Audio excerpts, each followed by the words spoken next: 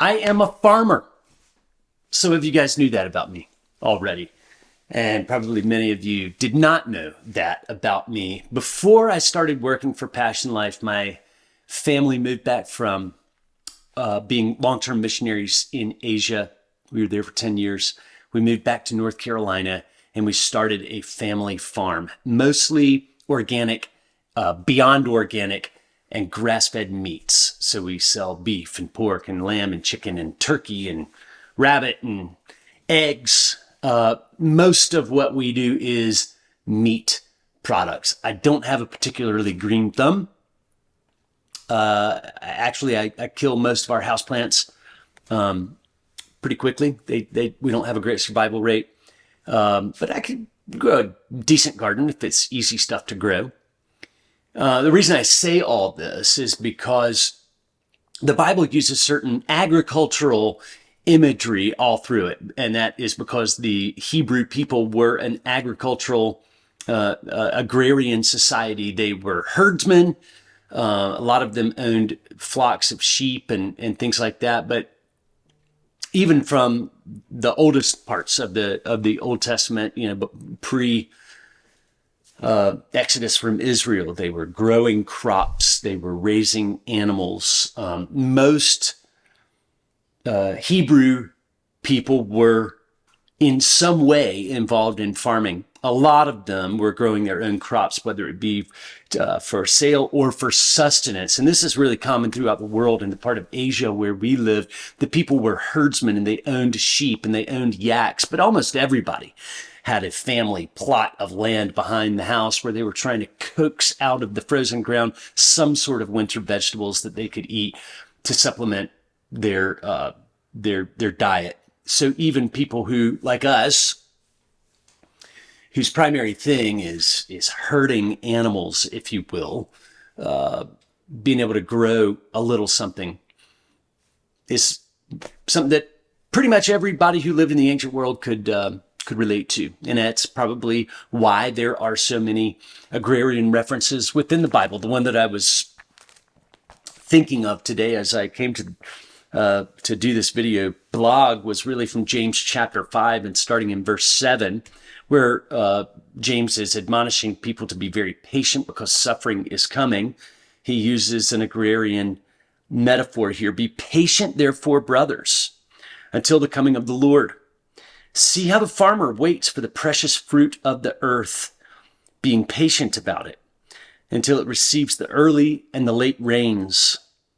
You also be patient. Establish your hearts, for the coming of the Lord is at hand.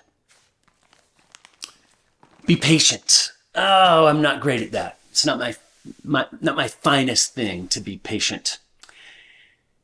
We do grow animals. If you will, we raise animals for meat products, but because we are a grass-fed, rotationally grazed, kind of one of these beyond organic type of farms, I do grow one crop. My crop is grass. I grow lots and lots of grass. I'm decent at it.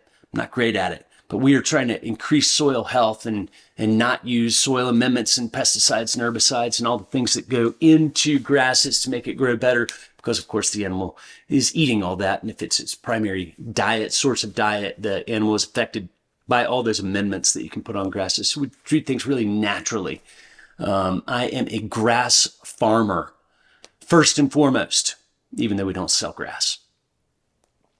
And I know what it takes to be patient as a grass farmer who waits for the early and the spring rains. The early and the late rains. We are just coming out of a long-term drought here in North Carolina. Most of North Carolina has been deeply affected by it over the last several months. If all you are doing is watching the grass grow in your front yard as the weather cools, you're happy to have the grass slow down at this time of year, because that means you don't have to mow it so frequently. You're not out there on Saturdays and Sundays and mowing your grass because the grass just isn't growing at this time of year. However, the grass that is most common in North Carolina, both in my fields and in most people's front yards, is fescue. And fescue is a cool season grass. It grows really well, actually, at this time of year. This is the time of year that you want to have new fescue growing. This is the time of the year when you should be getting that last rush of grass growing.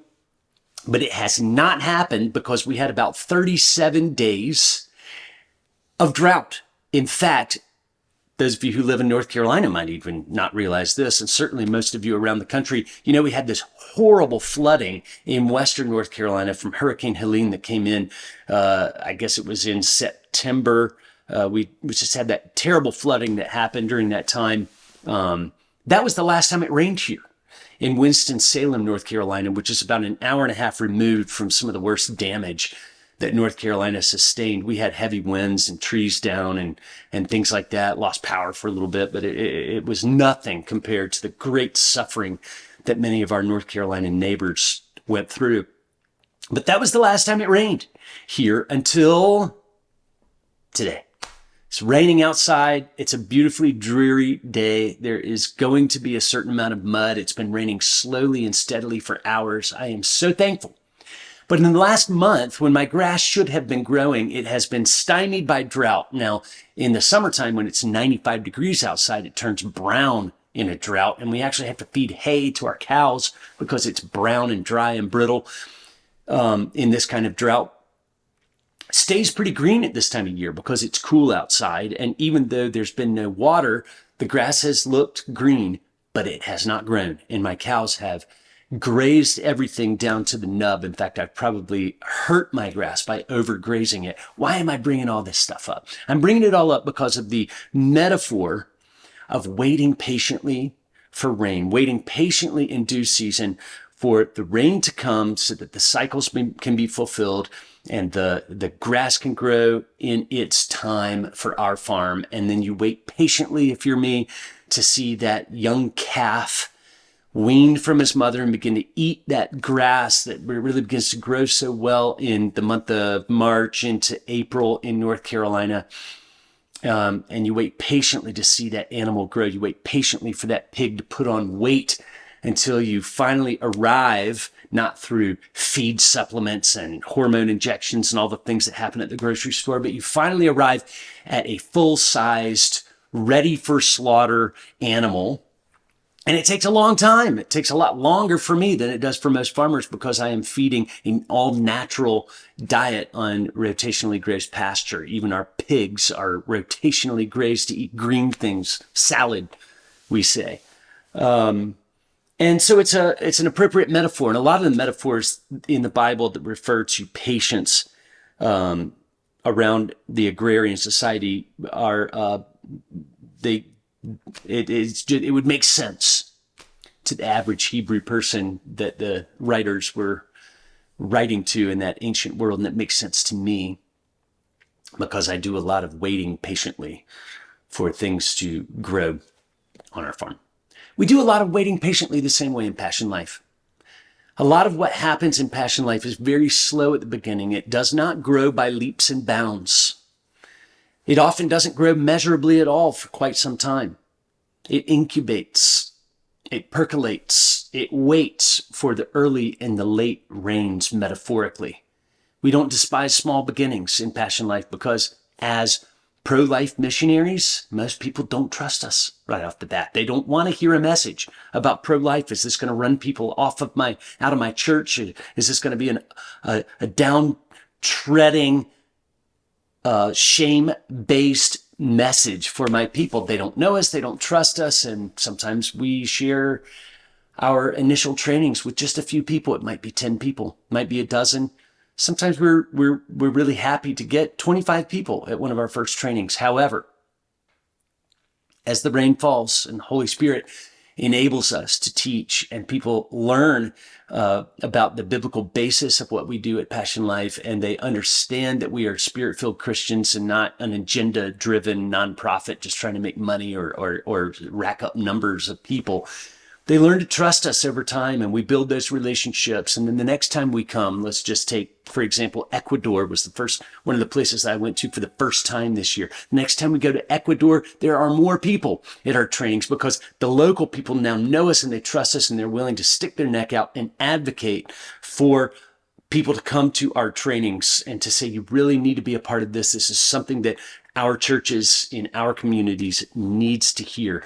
And so we go back and there are more people, and then we go back and there are more people, and we go back and we train people in how to do pregnancy crisis intervention, and we train people on how to start a board and a staff so that they can open a pregnancy help center. And we train people in various aspects of what it takes to rescue the innocent around the world.